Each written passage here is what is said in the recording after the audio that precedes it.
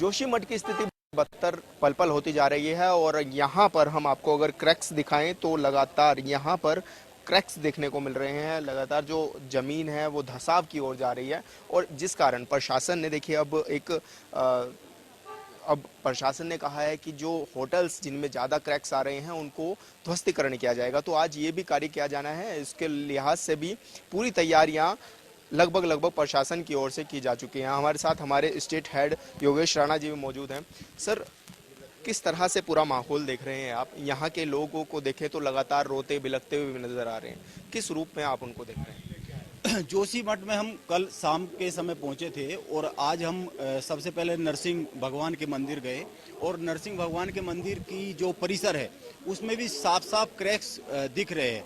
इसके बाद हम वहां से सीधा जो आदि गुरु शंकराचार्य है उनकी जो तपोस्थली है, जो मठ है, वहां पर गए। आप मठ में देखेंगे वो तकरीबन 2500 साल पुराना मठ है और उसके जो मुख्य गद्दी है, उसका जो मुख्य भवन है, उसके कमरों में सीधे सीधे बहुत बड़े बड़े क्रैक्स साफ साफ दिखते हैं। और यहाँ हम जहाँ खड़े हुए हैं, यहाँ कोई भी भवन 4-5 मंजिल से छोटा नहीं है। इन पे लगभग सभी भवनों पे लाल निशान लगा दिए गए हैं और इन भवनों को तोड़े जाने की कार्रवाई शुरू होने वाली है। सबसे पहले ये जो होटल है मलाडिन, इसको तोड़ा जाएगा। और इसमें सबसे बड़ी बात ये है, जोशीमठ में जो कई सारी बातें आ रही है, अगर आप देखेंगे 1976 से लेके और 2022 तक 5 रिपोर्ट इस तरह की आई है। जो 5 रिपोर्ट अलग अलग तरीके से आई है, वो यहाँ एनटीपीसी के प्रोजेक्ट को लेके आई है। वो यहाँ जो देखेंगे 1940 के बाद बड़ी तेजी से जो निर्माण शुरू हुए हैं, ये ओवर क्राउडेड हो गया है पूरा का पूरा शहर, ये इसको लेकर भी रिपोर्ट आई है। एक रिपोर्ट यहाँ इसको लेकर भी आई है जो 2022 में आई पिछले ही साल कि यहाँ पे ड्रेनेज सिस्टम इस शहर में और भी तमाम जो एक मूलभूत सुविधाएं होती है शहर में, वो सुविधाएं नहीं है। तो ये जो 5-6 रिपोर्ट है, ये बीच बीच में सरकार के पास जाती रही। तो एक बात तो सही सही साबित ये होती है इन रिपोर्ट से कि ये मानव निर्मित आपदा है। मानव निर्मित आपदा होने की वजह से इस पे कभी उस तरीके से ध्यान नहीं दिया गया, यहाँ के इंफ्रास्ट्रक्चर को लेकर या फिर दूसरी चीज़ों को लेकर। हालांकि मौजूदा समय में सरकार बड़ी तेजी से काम कर रही है।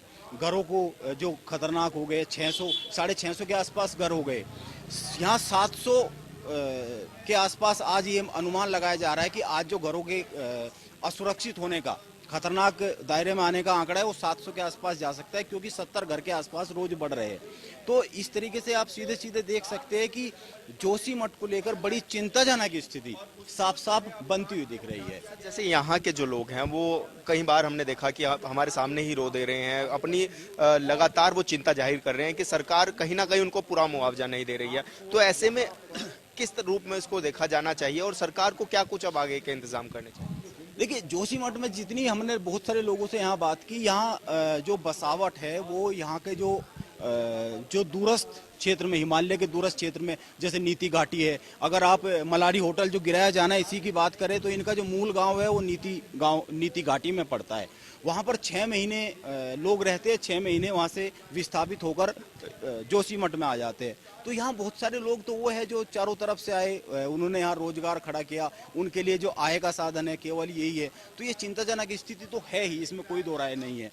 और सबसे बड़ी बात यह रही मुआवजे की बात, ये एक सरकारी प्रोसेस है, सरकार उस तरीके से कर रही है। सरकार ने पिछले 3-4 दिन के अंदर अंदर बड़ी तेजी से काम किया है। केंद्र की सरकार, प्रधानमंत्री नरेंद्र मोदी, मुख्यमंत्री पुष्कर सिंह धामी से संपर्क में है, रोजाना की मीटिंग हो रही है, तमाम चीजें हो रही है। 6-6, 7-7 जो विभागों के विशेषज्ञों की टीम यहाँ पे है। लेकिन इसमें सबसे बड़ी जो चिंताजनक स्थिति वो है इतनी बड़ी संख्या में लोगों को एकदम से विस्थापित करने की, क्योंकि विस्थापन की जो स्थिति है वो एकदम से आ गई है। 650 घर तो उस स्थिति में है जो तुरंत विस्थापित किए जाने हैं। इसके लिए यहाँ से तकरीबन 30 किलोमीटर पहले पड़ता है पीपलकोटी, उसको विकल्प के तौर पर देखा जा रहा है। उससे भी 60-65 किलोमीटर पहले पड़ता है, आप देहरादून की तरफ देखेंगे, गोचर, उसको देखा जा रहा है। यहाँ उद्यान विभाग का एक बड़ी लैंड है, उसको भी देखा जा रहा है। लेकिन ये प्रक्रिया बहुत एकदम से होने वाली नहीं है। उस जहाँ पर इन लोगों को बसाने की बात हो रही है, उसकी मिट्टी टेस्ट करने की बात हो रही है। लेकिन इन सब बातों के बाद भी एक बात बार बार जोशीमठ को लेकर खड़ी होती है, और ये खड़ी होती है कि पिछले 47 साल से लगातार कोई ना कोई सरकारी रिपोर्ट, कोई ना कोई कमेटी की रिपोर्ट जोशीमठ को लेकर सरकारों को चेतावनी दे रही थी। इसके बाद भी इस दिशा में क्यों प्रयास नहीं किए गए, कोशिश नहीं की, उस तरह से कोशिश नहीं की गई। अगर हम ये जो मलारी इन की बात है जो अभी गिराया जाना है, हमारी इसके मालिक से अभी थोड़ी देर पहले बात हो रही थी, उनका कहना था कि जो हमारे होटल में क्रैक्स है यही कई महीने से आए हुए हैं। यानी कि अचानक जब सर के ऊपर पानी जाता हुआ दिखा तब बहुत अलर्टनेस आई है, लेकिन अब बहुत त्वरित गति से यहाँ काम होता हुआ दिख रहा है। लेकिन ऐसे में राजनीतिक दल काफी एक्टिव हो चुके हैं, आप भी देख रहे हैं लगातार 2 दिनों में जितना आने की इनकी संभावना थी, लगातार सांसद हो, मंत्री हो, विधायक हो, सब यहाँ पर पहुँच रहे हैं और लोगों से अलग अलग तरह से बात कर रहे हैं। एक तरफ जब सरकार बात कर रही है कि भाई इनको छोड़ दीजिए, लेकिन वही विपक्ष कहीं ना कहीं लोगों को ये भी कह रहा है कि भाई ये आपकी जमा पूंजी है, किस तरह से आप आगे की करेंगे। तो पूरे माहौल किस तरह का बन रहा है और राजनीतिक रूप अगर इसका देखें तो क्या है सर? देखिए, अगर आप राजनीतिक रूप की बात करेंगे तो 2-3 बातें समझने की है। 1970 के में जो यहाँ पर आपदा आई थी, उसके बाद 1976 में एक रिपोर्ट थी जो उत्तर प्रदेश सरकार को गई थी और उसमें यहाँ पर ये गया था कि जो जोशीमठ है, जोशीमठ को लेकर चिंता है। यहाँ ये ढलान पे बसा हुआ शहर है और ये जो ग्लेशियर का मलबा है उस पे बसा हुआ है। उसके बाद 22 तक तमाम इस तरह की रिपोर्ट है। उससे अगर आप राजनीतिक पहलू की बात करें तो भाजपा और कांग्रेस दोनों की सरकारें रही है। तो इसमें जब कोई इस तरह की विपदा आती है, आपदा आती है, तो राजनीतिक जो शख्सियत है, जो राजनीतिक लोग हैं, वो एक्टिव जरूर हो जाते। लेकिन सवाल तो ये है कि इन दिनों में, इन सालों में, इतने सालों में तो सरकारें तो सबकी रही है और सब सारे के सारे जो राजनीतिक लोग हैं उत्तराखंड के, उन सब की कभी ना कभी जिम्मेदारी बनी है। अब ये एकदम से अचानक विपदा आ गई है और इस विपदा में राजनेताओं का आना एक स्वाभाविक सी बात है।